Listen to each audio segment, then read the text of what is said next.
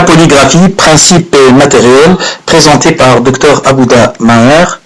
Donc, comme nous avons déjà vu, la polygraphie est un enregistrement qui permet de détecter les événements respiratoires sans enregistrer les différents stades de sommeil. Il se fait grâce à un minimum de 5 signaux validés, à savoir le débit aérien nasobuccal, l'effort respiratoire, l'oxymétrie, la fréquence cardiaque ou le CG et un capteur de position. Donc nous allons voir l'installation. L'installation de ces différents capteurs, on va commencer par l'installation du saturomètre. Il est installé au niveau de l'index, généralement de l'index du bras le moins dominant, c'est-à-dire si on est droitier, on va installer le saturomètre au niveau de l'index.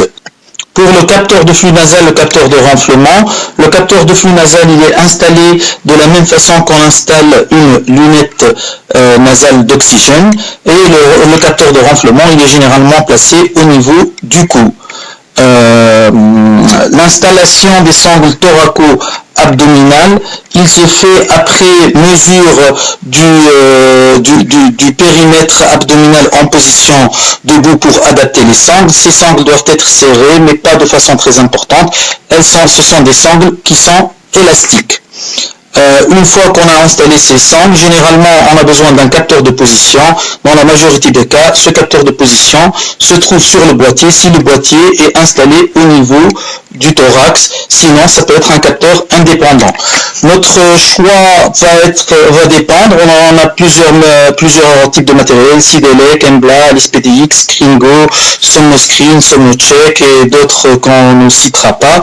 Le choix va se faire en fonction de la validité des signaux des capteurs, de la bonne qualité des tracés et l'interprétation du logiciel, du prix, de la qualité du rapport qualité-prix et ainsi que de la disponibilité et du service après-vente.